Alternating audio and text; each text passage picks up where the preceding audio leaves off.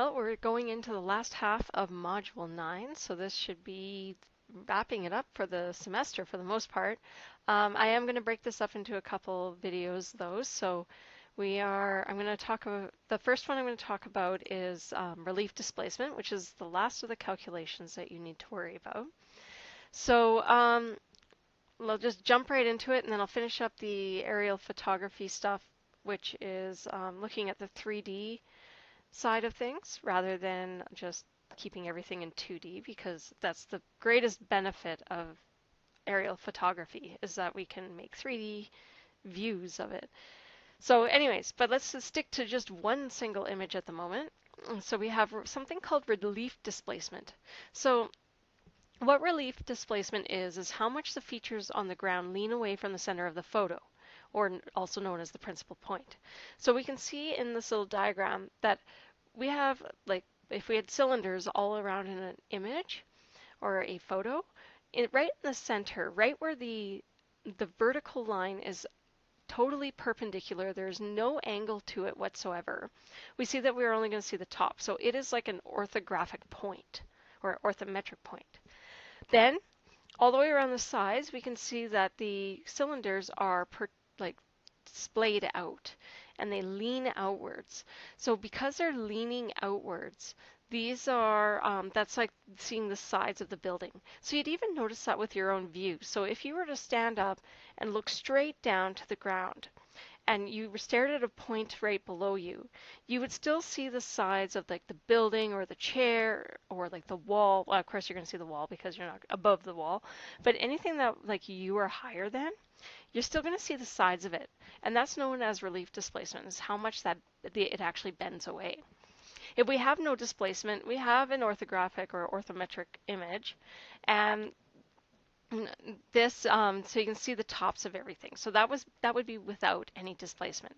Now with a raw aerial photograph, you can't really adjust for that. Like you're going to have displacement with a raw aerial photograph. So when we're dealing with relief displacement, this is a very common image that you're looking at here. What we're trying to do is actually get the height of an object on the ground. So super, super handy if you only have one image and you have it as a raw image. If you're trying to find the height of something anyways. You can't find elevation, but you can determine height. So one photo is much cheaper than getting two photos, so that's why we would do relief displacement. So in this diagram, we have C, which is the center of the photo. So that would be the principal point. And then H is the height above the ground. So we are missing the prime in this one because it should be above the ground. And then we have DH, which is over here, and that's the height of the object. So this is what we're trying to determine.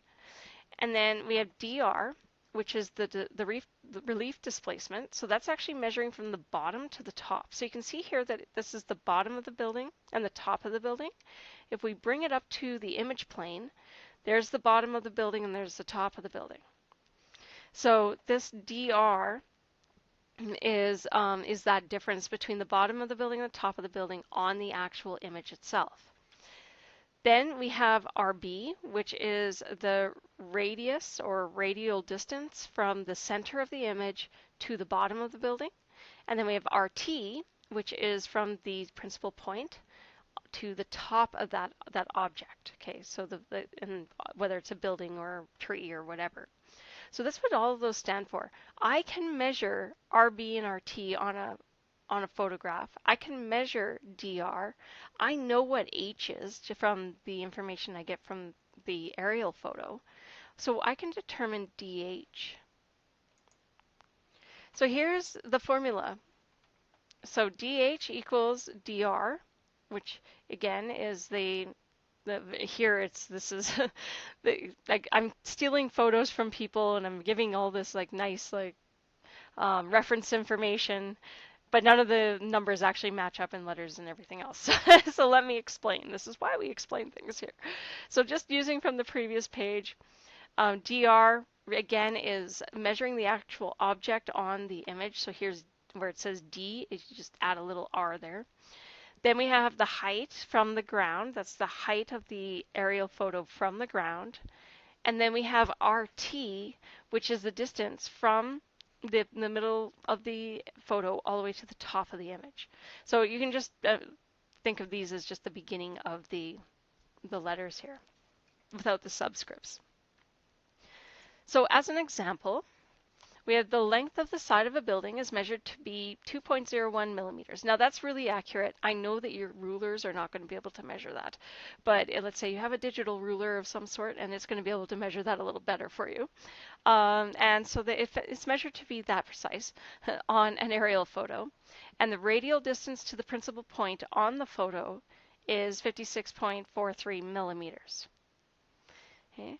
If the flying height about the surface is 1,220 meters, what is the height of the building?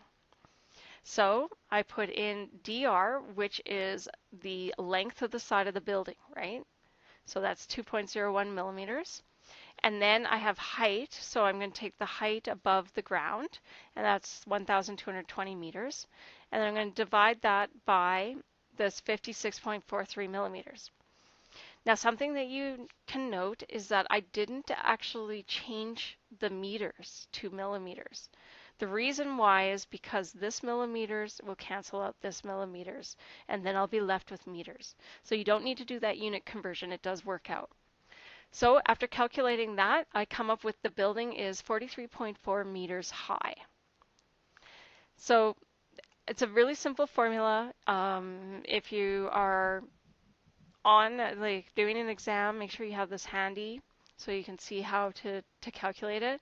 But this is a good way to see what that building height is. So that's the only last of the calculations in this class. So be prepared to do this on the final and also to do it in your assignment. Otherwise, I will show an example of us doing that in doing how to do this in an example video that I'll post for you guys.